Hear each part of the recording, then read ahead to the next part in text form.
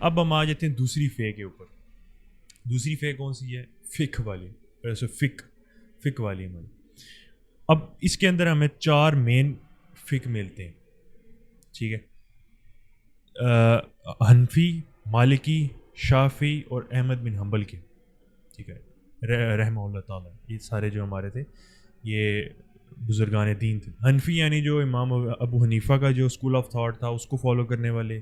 مالکی یعنی جو امام مالک جو تھے، مالک بن انس رحمۃ اللہ علیہ، ان کا جو اسکول آف تھاٹ تھا. پھر شافعی یعنی امام شافعی رحمہ اللہ تعالیٰ کا جو اسکول آف تھاٹ تھا اس کا فالوورز. اور جو حضرت احمد بن حنبل تھے ان کا جو اسکول آف تھاٹ ہے اس کو ماننے والے حنبلی کہلاتے ہیں. اب یہ ڈویژنز جو ہیں یہ ہماری لا کی اور جورسپروڈنس کی ڈویژنز ہیں. اور اس چیز کے اوپر کام ہے ہی نہیں ہے کہ وہ ڈسکس کرے کہ اللہ تعالیٰ کا اختیار کس طرح سے ہوتا ہے اور انسان کے پاس کتنا اختیار ہوتا ہے، اللہ تعالیٰ کی صفات سے کیا مراد ہے. بیسیکلی جو پچھلا جبریہ قدریہ والا میں نے آپ کو بتایا، پچھلی فے جو بتائی ہے، اس میں یہ چیزیں بھی ڈسکس ہو رہی ہوتی ہیں. بیسیکلی اس میں یہی ڈسکس رہا ہوتا ہے کہ انسان کا کیا اختیار ہے، خدا کا کیا اختیار ہے، دنیا کس طرح سے ڈیولپ کرتی ہے. فلسافیکل جو آپ کی بحثیں آ جاتی ہیں، اور خدا کی صفات کیا ہیں، انسان اور خدا کا ریلیشن کیا ہے، یہ سب چیزیں اس کے اندر ڈسکس نہیں ہوتی. اس کے اندر یہ ڈسکس ہوتا ہے کہ آپ کی نماز کس طرح سے پڑھنی ہے، آپ نے کب پڑھنی ہے، اور زکوٰۃ کب دینی ہے، قانونی طور پر سزا کا اطلاق کب ہوگا، ہمارا جو پولیٹیکل سسٹم ہے وہ کس طریقے سے بیسیکلی ایک ایز اس کے اسٹرکچر کس طرح کا ہوگا. اور پولیٹیکل جو تھاٹ ایک ہوتی ہے general thought, political thought different چیز ہے اور ایک اس کا اسٹرکچر بنانا ایک ڈفرینٹ چیز ہے. جو پولیٹیکل تھاٹ والی چیز ہے نا وہ پچھلی فے میں ہی آتی ہے. خیر یہ مجھے لگتا ہے تھوڑا سا کمپلیکیٹڈ ہو رہا ہے، لیکن میرے ساتھ رہے انشاءاللہ ایزی ہو رہے گا، سمجھ آ جائے گی. پھر آ جاتا ہے اس کے اندر آپ کا جس کو ہم شریعت بیسیکلی کہتے ہیں کہ شریعت جو ہے آپ کی وہ کیا ہوگی. ٹھیک ہے. یہ جو بحثیں ہیں نا ان کے اندر یہ 4 بڑے آپ کو اسکول آف تھاٹس ملتے ہیں، ڈویژنز ملتی ہیں. اب عقیدے ان کے اندر بھی آتے ہیں.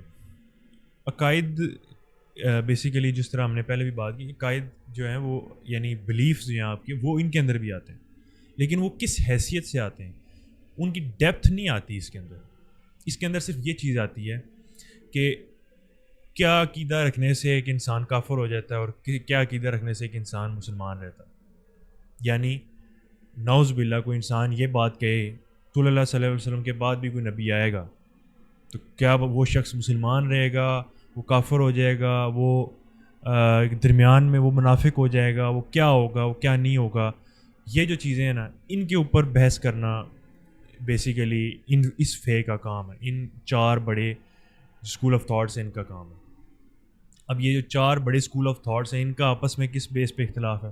وہ میتھڈالوجی کی بیس پر ہے. جس طرح سے پچھلوں کا تھا، پچھلوں کی میتھڈالوجیز یا لینز جو تھا اس کی بنیاد پہ ان کا بھی فرق تھا، ان کا بھی میتھڈالوجی اور لینز کی بنیاد پر. ایک ایگزامپل میں آپ کو صرف ایک ایگزامپل دے رہا ہوں، اس طرح کی بہت ساری اور چیزیں. امام ابو حنیفہ رحمہ اللہ تعالیٰ اور جو امام مالک تھے رحمۃ اللہ علیہ، ان کے بیچ میں جو ایک مین اختلاف آپ کو نظر میں آتا ہے اس پوائنٹ کے اوپر کہ اجماع امت جو ہے وہ کیا چیز ہے. اجماع امت کے حوالے سے امام مالک جو تھے ان کی رائے یہ تھی کہ جو مدینہ کے لوگ ہیں صرف ان کا جو اجماع ہوگا وہ اجماع امت کہلائے گا، کیونکہ آپ صلی اللہ علیہ وسلم نے سب سے زیادہ وقت بھی وہاں پہ گزارا مدینہ میں. مدینہ کے لوگوں کو انہوں نے خود ٹرین کیا، مدینہ ان کا سینٹر تھا خلافت کا، مطلب جو آپ صلی اللہ علیہ وسلم کی خلافت تھی، اور اس کے بعد ابو بکر اور عمر کی بھی خلافت کا یہی سینٹر تھا. تو وہ جو ان کا کنسیپٹ تھا وہ یہ تھا کہ یہ سب سے علمی لوگ ہیں اور سب سے آپ صلی اللہ علیہ وسلم کے قریب رہنے والے لوگ ہیں، تو ان کو سب سے زیادہ انفارمیشن ہے، نالج ہے اس حوالے سے، اسلام کے حوالے سے. تو انہی کا جو اجماع ہوگا یعنی ان کا جو کنسنسس ہوگا وہی پوری امت کا کنسنسس سمجھا جائے گا. لیکن اس کے برعکس امام ابو حنیفہ جو تھے ان کا جو رائے تھی وہ یہ تھی کہ اسلام پوری دنیا کے لیے آیا. اب ایسا نہیں ہو سکتا کہ کوفہ میں جو ایک مسئلہ چل رہا ہے اس پہ ہم صرف مدینہ کے جو لوگ ہیں ان کا کنسنسس مان لیا جائے. اس کنسنسس کے اندر، اس اجماع کے اندر جو کوفہ کے لوگ ہیں، کوفہ کے علماء ہیں، ان کا جو ریپرزنٹیشن ہے وہ بھی ضروری ہے. یا وہاں کے لوگ خود کنسنسس کریں, لوگ سے مطلب ہے میرا علماء, عام لوگ نہیں, اور یا پھر جو ایک اوور آل کنسنسس ہو رہا ہے وہاں کے لوگ بھی اس میں شامل ہوں. اجمی دین صرف عربیوں کے لیے نہیں آیا, اجمی کے لیے بھی آیا. ان کی جو بنیادی رائے تھی وہ یہ تھی. تو اب یہ میتھڈالوجیز کا فرق آپ کو سمجھانے کے لیے میں نے یہ ایگزامپل دی ہے. اس میں پھر مزید بہت ساری اور باتیں ڈیٹیل میں آتی ہیں جن میں ہم جاننے کی میں سوچ رہا ہوں کہ کوشش نہیں کرتے, کیونکہ پھر وہ زیادہ کمپلیکیٹڈ ہو جائے گی. لیکن پھر میں ایک ایگزامپل تھوڑی سی آپ کو چند باتیں بتا دیتا ہوں کہ کن چیزوں میں اختلاف ہوتا ہے بیسیکلی ان بحثوں کے اندر. وہ یہ ہوتا ہے کہ ہم نے ایک رولنگ لینی ہے نماز کے حوالے سے. مثال کے طور پر ایک ایگزامپل دے رہا ہوں. اب قرآن میں ہمیں ایک بات ملتی ہے ایک کہ جی نماز اس طرح سے پڑھو. ایک بات ملتی ہے ہمیں حدیث کے اندر ملتی ہے, اور اس کو سپورٹ کیا چیز کر رہی ہے, حدیث کو سپورٹ کر رہی ہے ہماری جو اس کو آپ کہیں گے صحابہ کرام کا عمل بھی ہو گیا, تواتر عملی, ٹھیک ہے, یعنی صحابہ کرام کا عمل بھی, آپ صلی اللہ علیہ وسلم بھی اس پہ عمل کر رہے ہیں. لیکن بظاہر جو ہمیں نظر آتا ہے وہ یہ آتا ہے کہ قرآن کی جو آیت ہے وہ متصادم ہو جاتی ہے, وہ خلاف ہو جاتی ہے حدیث کے, اور حدیث جو ہے وہ قرآن کے خلاف ہو جاتی ہے. وہ بظاہر ہمیں ایسے نظر آ رہا ہوتا ہے. اب یہاں پر کیا ہوتا ہے, جو متشابہات بیسیکلی قرآن میں بھی اللہ تعالیٰ نے فرمایا کہ ان کے اندر تم لوگوں کے اندر اختلافات ہو جاتے ہیں.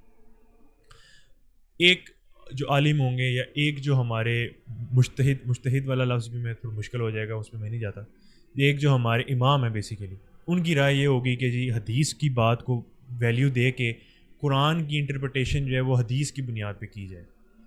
ایک جو ہوں گے ہمارے امام, ان کی رائے یہ ہوگی کہ قرآن کی جو اصل لٹرل انٹرپریٹیشن ہے اس کی بنیاد پر حدیث کو ریجیکٹ کریں گے یا ایکسیپٹ کریں گے.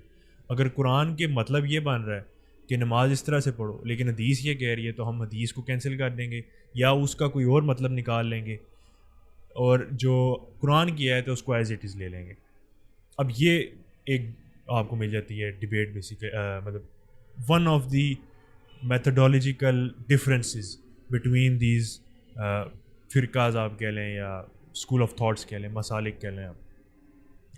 تو یہ جو بیسیکلی چیز ہے نا, اب میں امید کرتا ہوں کہ آپ کو اتنی بات سمجھ آ جائے گی کہ یہ جو دو میں نے الگ الگ آپ کو لیئرز کر کے بتائی ہیں, اور ہر لیئر کے اندر کتنے اسکول آف تھاٹس آ رہے ہیں, اور وہ بھی پورے ڈسپلن ہیں. مطلب حنفیوں کے اندر بھی پھر مختلف آپ کو مل جائیں گے جن کے اندر اختلافات ہوں گے, شافیوں کے اندر بھی مختلف ملیں گے, ہر عالم کے اندر. وہ کس طرح سے ہوتا ہے وہ خیر بہت مشکل ہو جائے گا, اس کو رہنے دیں, ہم اس کو ڈسکس نہیں کرتے.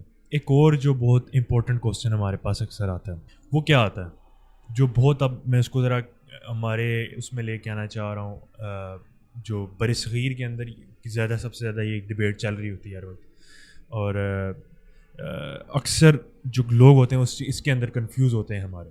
وہ کیا ہے, وہ یہ ہے کہ دیوبندی اور بریلوی کیا چیز ہیں پھر, یا اہل حدیث کیا چیز ہیں, یا کوئی اور جو فرقہ ہے وہ کیا چیز ہے. اب دیوبندی اور بریلوی بیسیکلی کیا چیز ہے, اس کو سمجھنے کے لیے آپ کو وہ میں نے جو پہلے بات سمجھائی ہے وہ سمجھنا ضروری ہے کہ ایک جو جنرل انڈرسٹینڈنگ اور بیسز ہے نا کسی بھی ڈسپلن کی, وہ اس کا فاؤنڈر دیتا ہے.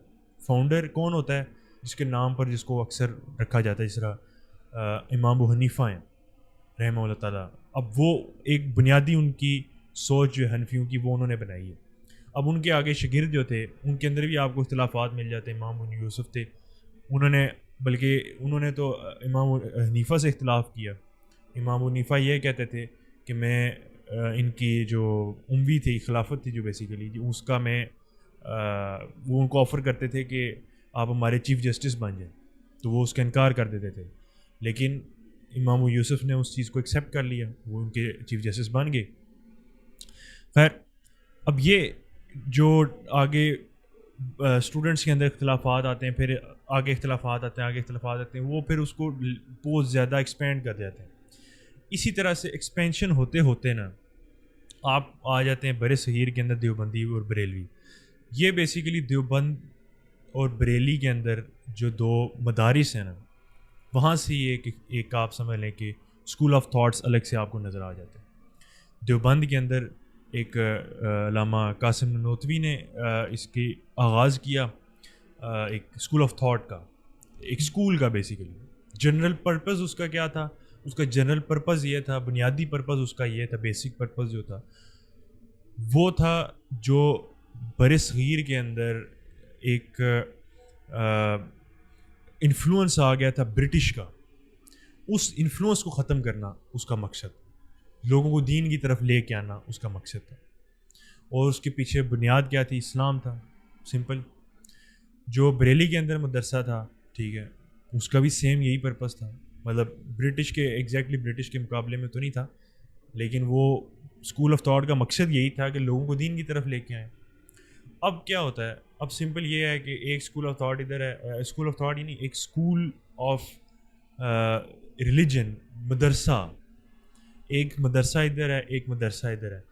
ان کے وہ جس طرح سے ایک ہم آپ کو میں اس طرح اسکولز ہوتے ہیں ہمارے اکثر, ان کے اندر کمپٹیشن ہوتا ہے کہ میں نے زیادہ پوزیشنز لینی ہیں, یہ اسکول ہوگا وہ کہے گا میں نے زیادہ پوزیشنز لینی ہیں بورڈ کے اندر, تو ان کی آپس میں ایک وہ آپ سمجھ لیں تکرار سی چلتی ہے. اور کچھ ان کے عقائد کے اندر بھی تھوڑا تھوڑا فرق ہے, ٹھیک ہے. عقائد میں بیسیکلی وہی بات آ جاتی ہے جو, یعنی مثال کے طور پر ایک حنفی, آپ کو موسٹلی حنفی ماتریدیہ ہی یہ دونوں ملیں گے, ٹھیک ہے, مطلب فقہ کے اندر حنفی ہوں گے, اور جو عقائد ہیں ان کے اندر وہ اشعری ماتریدیہ جو بھی وہ اس میں ہوتا ہے, موسٹلی اشعری اور ماتریدی آپ کو ملتے ہیں دیوبندی اور بریلوی کے اندر, ہیں دونوں سیم ہیں. لیکن اب وہی ماتریدیہ کے اندر جا کے مختلف جو ڈبیٹس آ جاتی ہیں, مطلب اس کی بھی اتنی ڈیپتھ کے اندر جا کے کہ وہ مطلب انتہائی اتنی ڈیپتھ ہوگی کہ کامن بندے کے اندر وہ سمجھ میں نہیں آتی. ان چیزوں کے اوپر اختلاف ہے, ٹھیک ہے. اب یہ میں یہ نہیں کہہ رہا کہ اختلاف یہ غلط ہے, میں تو اس چیز کا حامی ہوں کہ یہ اختلاف اچھا ہے, ٹھیک ہے. ایکڈیمیا کے اندر اختلاف نہیں ہوگا تو وہ چیز کبھی ڈیولپ ہی نہیں کر سکتی, اکیڈیمکس آپ کی ڈیولپ ہی نہیں کر سکتی, تو پاسبل ہی نہیں ہے. سائنس کے اندر بھی یہی چیز ہوتی ہے, ہر نالج کے اندر, ہر جو آپ کی مطلب ایک ڈسپلن ہوتا ہے نالج کا, اس کے اندر یہی چیز ہوتی ہے کہ جب اس کے اندر دو بندوں کے بیچ میں اختلاف ہوتا ہے تو وہ ہر بندہ اس کے اندر مزید اس کو اپنے کو سپورٹ کرنے کے لیے پوائنٹ کو دلائل لے کے آتا ہے. پھر اس کے جو اسٹوڈنٹس ہوتے ہیں وہ اپنا دلائل لے کے آتے ہیں, پھر دلائل لے کے آتے ہیں, پھر کرتے کرتے ایک آپ کے لیے ایک وہ بہت بڑی تعداد میں انفارمیشن اکٹھی ہو جاتی ہے. تو یہ مطلب ڈیولپمنٹ کے لیے ایک اچھی چیز ہوتی ہے, نالج کی ڈیولپمنٹ کے لیے. تو اب وہ اختلافات جو ہیں وہ اس طرح سے ہیں. دیوبندی اور بریلوی میں نے آپ کو سمجھا دیا کہ یہ دو اسکولز آف ریلیجن مدارس ہیں, اس سے بڑھ کر ویسے یہ کچھ بھی نہیں ہے. یہ کوئی بہت آپ سمجھ لیں کہ جس طرح بہت بڑا سپلٹ نہیں ہے, یہ جس طرح سے آپ کو باقی اس میں ملے گا, جس طرح حنفی اور شافعی یہ بڑا سپلٹ ہے, ٹھیک ہے, کیونکہ وہ بڑی میتھڈولوجی کے اندر ان کا اختلاف آ جاتا ہے, مطلب بڑی موٹی موٹی چیزیں جو ہیں ان کے اندر اختلاف آتا ہے, اور ان کا انفلوئنس بھی زیادہ ہوتا ہے, ان کا اثر بھی زیادہ ہوتا ہے. یہ تو بیسیکلی ایک اسکول آف تھاٹ کے اندر تھوڑا سا اختلاف ہے, یہ اتنی بڑی کوئی چیز نہیں ہے جو جنرلی ہمارے لوگ بہت کنفیوز ہو رہے ہوتے ہیں اس کے اندر. یہ ایسا کوئی مشکل چیز نہیں ہے. اب یہ تھا ایک بریف اوور ویو, خیر بریف تو اتنا نہیں ہے, ویڈیو شاید بہت لمبی ہو جائے گی, لیکن آپ ایک کامن مین کے لیے انڈرسٹینڈ کرنے کے لیے میں یہ سمجھتا ہوں کہ یہ چیزیں جو ہے نا کافی میں نے سمپلیفائی کر کے پوری کوشش کی ہے کہ سمپلیفائی کر کے سمجھا سکوں, کیٹیگریز بنا کر ایک بالکل سمپل لینگویج کے اندر میں نے سمجھانے کی کوشش کی ہے. امید کرتا ہوں کہ سب کو سمجھ میں بھی آئی ہوگی. پھر میں اس میں ایک آپ کو ڈسکلیمر یہ دے دوں, یہ بحثیں بذات خود ایز سچ کامن بندے کے لیے سمجھنا ضروری نہیں ہے, لیکن جب آپ اس کو ایز اے سلیبس پڑھنا شروع کرتے ہیں نا, مطلب اسلام کو, تب یہ بحثیں آپ کو پڑھنی پڑتی ہیں, مطلب یہ بحثیں آپ کے لیے سمجھنا ضروری ہوتی ہیں. نارمل بندے کے لیے چیز اتنی نارمل سے میرا مطلب یہ نہیں ہے کہ آپ ہر بندہ اپنے آپ کو نارمل سمجھنا شروع کریں. نارمل وہ بندہ جو کوشش کر کے بھی ان چیزوں کو سمجھ نہیں سکتا, ٹھیک ہے, وہ شخص جو کوشش ہی نہیں کرتا سمجھنے کی, وہ نارمل نہیں ہوتا, وہ تو ظالم ہے, اس نے اپنے ساتھ ظلم کیا اور زیادتی کی ہے, اس نے اللہ تعالیٰ کے ساتھ دھوکہ کرنے کی کوشش کی ہے. اللہ تعالیٰ کے ساتھ تو خیر وہ کر نہیں سکتا, اپنے ساتھ ہی کی ہے اس نے, کہ اللہ تعالیٰ نے اس کو ایک ذمہ داری دی تھی, اس کو اس نے پورا نہیں کیا.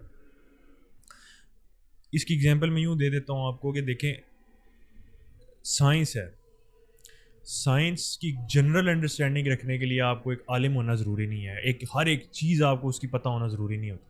آپ کو سمپلی اتنا پتہ ہوتا ہے کہ اچھا سائنس کا مطلب یہ ہے کہ یہ لائٹ میرے سامنے پڑی ہے تو یہ لائٹ جو ہے یہ کس طرح سے جلے گی، اس کو پیچھے بجلی دیں گے تو یہ چلے گی، بجلی کس طرح سے بنانی ہے، یہ باتیں سائنس کے اندر ڈسکس ہوتی ہیں.